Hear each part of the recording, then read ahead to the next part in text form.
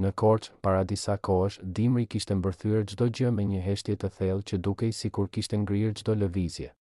Fshatrat e thella të luginës dukeshin si të harruar nga koha, rrugicat e mbuluara nga bora e bardhë, dhe era që vinte nga malet e largët përçonte një ftohtësi që depërtonte deri në kocka.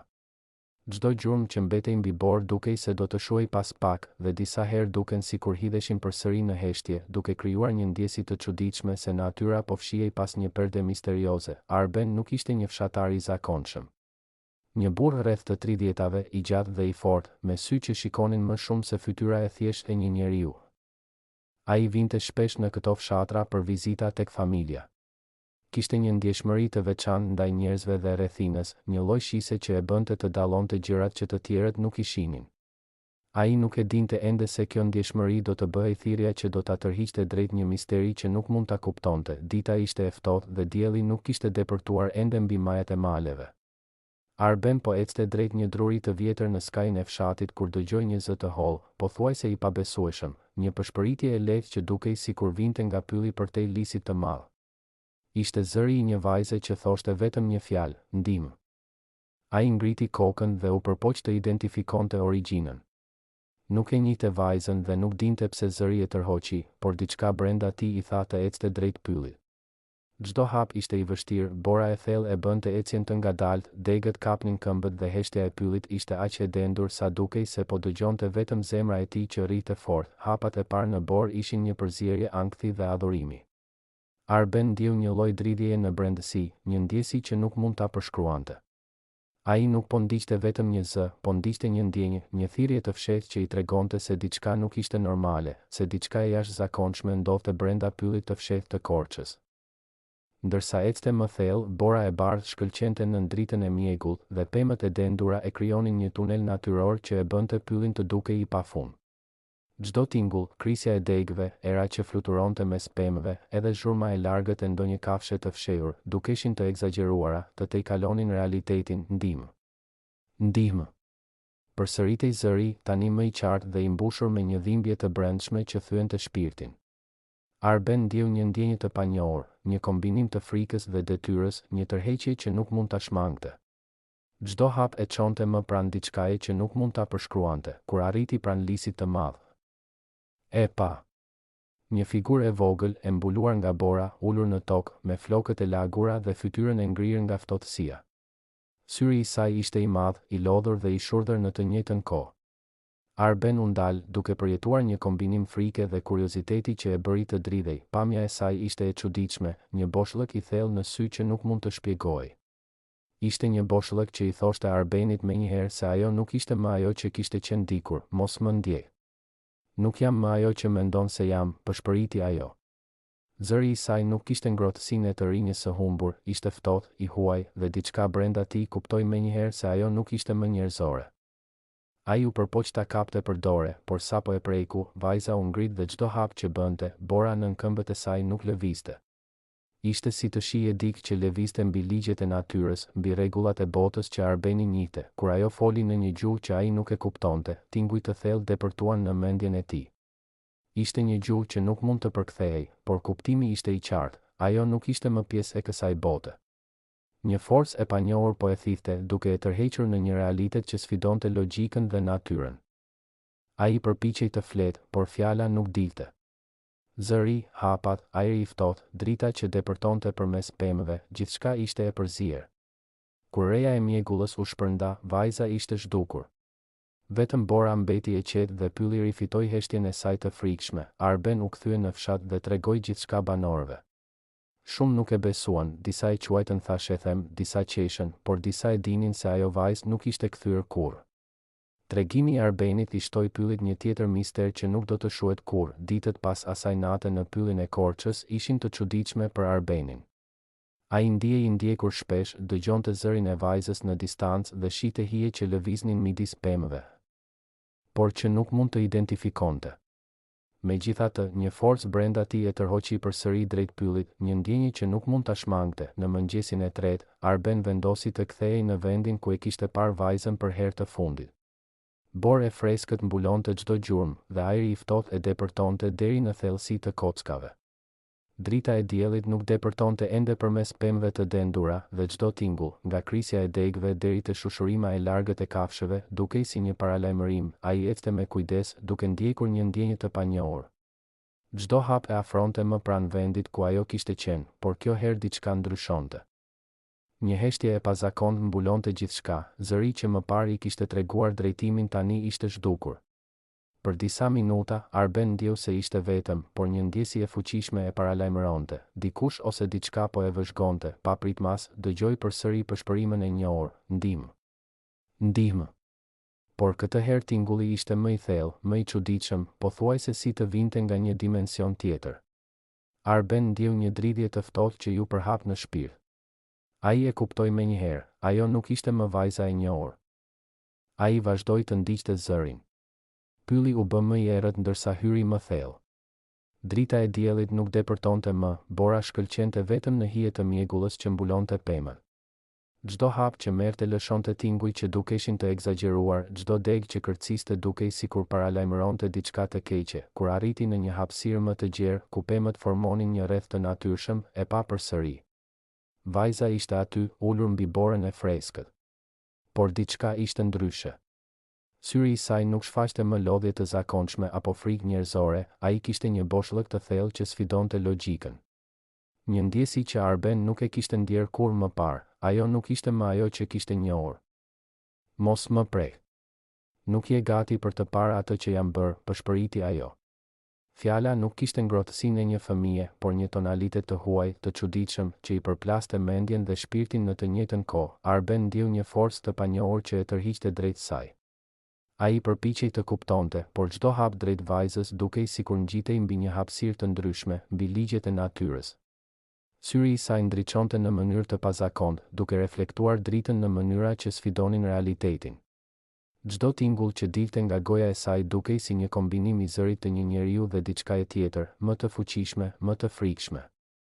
Ai përpiqej të fliste, të bënte pyetje, por fjala nuk dilte.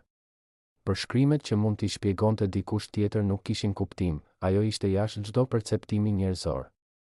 Vajza ngrihej, ulur, zhdukej dhe shfaqej përsëri në mënyra që e bënin Arbenin të ndjente frikë dhe admirim njëkohësisht. Ditët që pasuan ishin të mbushura me përsëritje të misterit. Zëri shfaqej në vende ku nuk kishte asnjë gjurmë, objekte lëviznin pa arsye, dhe Arben ndjente praninë e diçkaje që nuk mund ta shpjegonte. Ai filloi të mbante shënime, të vizatonte gjurmë dhe forma që shihte, por çdo përpjekje për të kuptuar çfarë po ndodhte dështonte. Një natë, ndërsa bora binte pa pushim dhe hije të çuditshme lëviznin mes pemëve, ai dëgjoi përsëri zërin, e di që po më ndjek. Por nuk mund të kuptosh ende. Ai ndjeu se pylli po merrte pjesë të shpirtit të tij. Çdo hap, çdo frymëmarrje, çdo tingull e bënte të ndjente se po hynte në një dimension tjetër, një vend ku koha dhe hapësira nuk ishin më siç i njihte.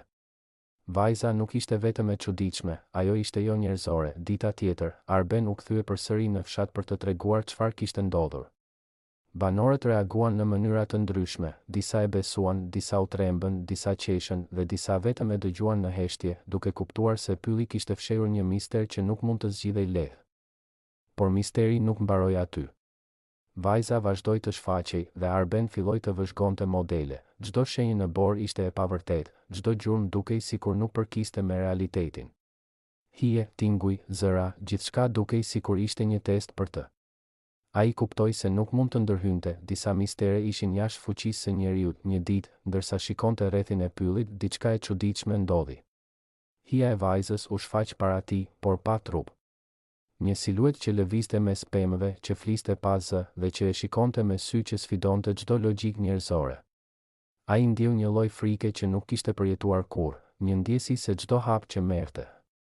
Pylli po e fuste më thellë në një realitet që nuk mund ta kuptonte. Arben e kuptoi se vajza nuk ishte më ajo që kishte qenë, ajo ishte transformuar në diçka tjetër, diçka që nuk mund të përshkruhej, diçka që nuk ishte njerëzore. Dhe ndjesia e saj vazhdoi të jetonte në çdo hije, çdo tingull dhe çdo moment të pyllit të Korçës. Ditët që pasuan ishin të mbushura me një lloj heshtjeje të frikshme. Arben e dinte se pylli i Korçës nuk ishte më thjesht një vend për shëtitje, ishte një entitet që kërkonte respekt, ku çdo zë, çdo hije dhe çdo përshpëritje kishte kuptim dhe kërcënim. Ai ndjej I tërhequr nga një forcë që nuk mund ta shpjegonte, një thirrje që vinte nga ajo që tashmë nuk ishte më vajza e njohur, një natë të errët, borë e dendur mbulonte çdo gjurmë. Era lëkun të degët e pemëve, duke krijuar tinguj të çuditshëm që përzienin frikën dhe admirim njëkohësisht. Arben vendosi të kthehej përsëri, të përballej me atë që kishte parë dhe ndjerë. Ai ndjeu se ky do të ishte momenti kur do të kuptonte të vërtetën, ose të humbiste përfundimisht në pyllin që nuk I përkiste më botës njerëzore. Ai ecte me kujdes, çdo hap një sfidë, çdo krisje degësh një paralajmërim. Zëri I vajzës filloi të përsëritej, jo si më parë, por më I qartë dhe më I fuqishëm. Je I gatshëm? Je I gatshëm të shikosh atë që nuk mund të kuptohet? Arben ndjeu një dridhje që ju përhap në gjithë trupin. Ai kuptoi menjëherë, kjo nuk ishte një lojë, pylli dhe ajo që ishte brenda tij nuk do ta linte të largohej pa e parë të gjithë të vërtetën. Kur arriti në hapësirën ku e kishte parë për herë të fundit vajzën, ajo u shfaq. Por kjo herë, fytyra e saj ishte e ndryshuar. Syri I saj shkëlqente në një mënyrë që sfidonte çdo perceptim njerëzor, dhe prezenca e saj dukej si një hije e gjallë që depërtonte mendjen e Arbenit. Mos u afro më shumë. Ose do të kuptosh atë që nuk mund të kthesh, tha ajo, me një zë që kombinonte tonin e njeriut dhe një gjuhë të panjohur, të fuqishme dhe të frikshme. Arben ndjeu një tension të paparë. Ai përpiqej të kuptonte, të fliste, por fjala nuk dilte. Vajza lëvizte me një lëvizje që sfidonte ligjet e fizikës, çdo hap I saj dukej sikur zhdukej dhe shfaqej përsëri, duke e bërë Arbenin të ndjej sikur po hynte në një dimension tjetër. Ai vendosi të bëjë një hap drejt saj dhe papritmas gjithçka ndryshoi. Pylli u mbush me një dritë të çuditshme dhe një tingull I thellë që dukej si zëri I një qenie tjetër mbushte ajrin. Vajza ju drejtua Arbenit dhe tha, dikur isha si ti, një njeri që kupton botën. Por tani, çdo pjesë e imja është jashtë kësaj bote. Nuk mund ta kuptosh, por do ta ndjesh. Arben ndjeu një tërheqje të fuqishme. Mendja e tij përpiqej të refuzonte, por një pjesë e tij ndjeu se nuk kishte rrugë kthimi. Ai e kuptoi se ajo që po ndiqte nuk ishte më vajza e njohur, ajo ishte një qenie që ekzistonte midis dy botëve, njerëzore dhe jo njerëzore. Ai bëri një hap të heshtur drejt saj. Çdo gjë në pyll ndryshoi, hije u zhdukën, tinguj u përthithën nga ajri dhe bora u ngrit si një perde e dendur përreth tyre. Vajza I shikoi syt me një qëndrim të thellë dhe një ndjesi e çuditshme mbuloi Arbenin, një kombinim frike, respekti dhe mërzie për atë që po ndodhte. Ajo foli përsëri, por jo me fjalë të zakonshme. Një rrjedh tinguish të panjohur depërtoi në mendjen e tij, duke e detyruar të ndjente çdo ndjenjë të saj, çdo dhimbje, çdo transformim që kishte ndodhur brenda saj. Ai kuptoi se ajo nuk ishte më e përbërë nga pjesë njerëzore të zakonshme, çdo element I saj ishte jashtë perceptimit të tij, një entitet që sfidonte natyrën dhe kohën. Arben u tërhoq pa dashje, duke ndjerë se mendja e tij po përthithte më shumë se ç'mund të përballonte. Ai e kuptoi një gjë të frikshme, disa mistere nuk janë për të kuptuarit e njeriut, disa forca nuk mund të shpjegohen, dhe disa gjëra nuk janë më njerëzore. Kur drita e diellit filloi të depërtonte përmes pemëve, vajza zhdukej përsëri, dhe pylli u kthye në heshtjen e zakonshme.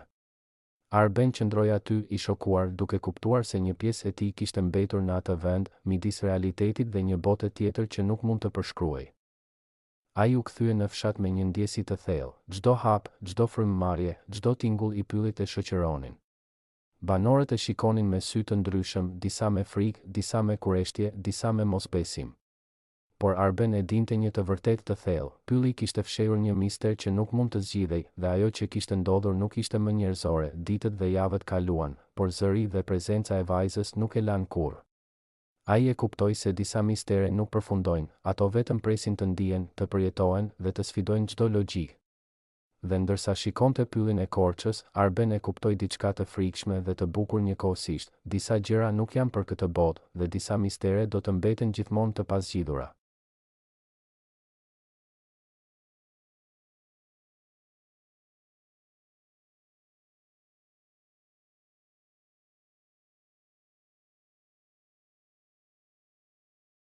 Nëse edhe ju apo dikush që njihni keni përjetuar histori të ngjashme dhe dëshironi ta ndani me ne në mënyrë anonime, mund të na shkruani në faqen tonë.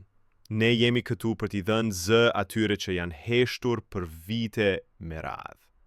Historitë tuaja kanë rëndësi, dhe kur tregohen, ato mund të bëhen shpresë për dikë tjetër që është ende në errësirë. Mos harroni të bëni like në këtë video nëse ju prek, të lini një koment me mendimin tuaj dhe të abonoheni në kanalin ton për më shumë histori reale, të forta dhe të papërpunuara nga jeta në Shqipëri. Ne postojmë çdo ditë në orën 6 të mbasditës dhe çdo video është një dritare drejt një historie që meriton të dëgjohet. Faleminderit që qëndruat me ne deri në fund. Ju presim në videon e radhës.